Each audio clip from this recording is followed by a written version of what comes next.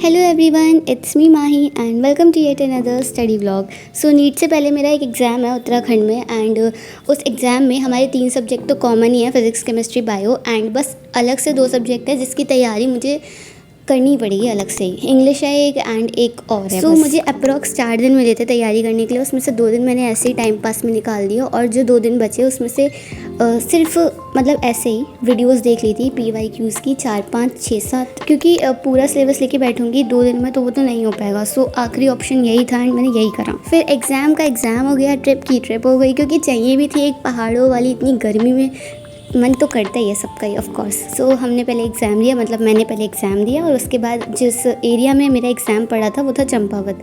सो वहाँ पे जितनी भी मस्त मस्त जगहें थी वो मैंने देखी, एक्सप्लोर करी। और वहाँ की ठंड के क्या ही कहने, वो तो मेरे जैसा इंसान बुखार आने से बच गया, वरना और लोग जो नॉर्मल इंसान होते हैं वो नहीं बच सकते। कहने का मतलब बस यही है कि वहाँ पे बहुत भयंकर ठंड थी। खुद से कुछ प्रिकॉशन लोगे तो हो सकता है बच जाओ, और मेरी तरफ से वो प्रिकॉशन थे रूम के अंदर रहना बस। ट्रिप तो 1 डे की थी, बस 1 दिन आने जाने का लग गया, तो वो भी वेस्ट ही गया, क्योंकि मैं गाड़ी में कितना ही पढ़ लूँगी। वैसे भी अगर नीचे ज़्यादा देखोगे तो फिर चक्कर आने लगते हैं ना, तो फिर मैंने पढ़ाई नहीं करी वहाँ पे। और आने के बाद क्योंकि मुझे समझ नहीं आ रहा था मैं कहाँ से स्टार्ट करूँ, एक बार नीट इतना मेहनत से दे दिया मैंने और उसके बाद फिर से वही मेहनत, फिर से वही पढ़ाई, फिर से मतलब बिल्कुल मेरा दिमाग काम नहीं कर रहा है इस टाइम पे। लेकिन फिर भी मैंने सोचा जैसे तैसे बैठ जाना चाहिए, बिकॉज अब 5-6 दिन बचे हैं और अगर अभी भी नहीं पढ़ूंगी तो फिर मेरा ये वाला चांस गया हमेशा के लिए।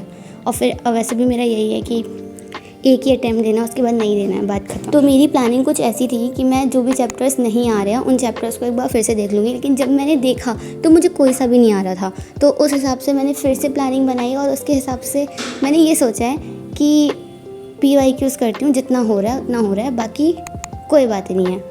टाइम तो वैसे भी नहीं है, तो जितना हम आखिर तक कर सकते हैं उतना कर लेते हैं, बिकॉज़ लास्ट मोमेंट तक अगर गिव अप नहीं करेंगे तो व्हाट इफ़ हो जाए, तो उस व्हाट इफ़ को लेके चलती हूँ। और वो बात मुझे भी पता है कि मेरी अगर प्रिपरेशन इस तरीके की रही तो नहीं होने वाला है, लेकिन अब थोड़ा ना कम बैक करने की कोशिश करते हैं थोड़ा सा, क्योंकि जिस टाइप से मैंने पहली बार नीट की तैयारी करी थी उस टाइप से तो नहीं हो पाएगा, बट मेहनत कोशिश कर सकता थोड़ी सी।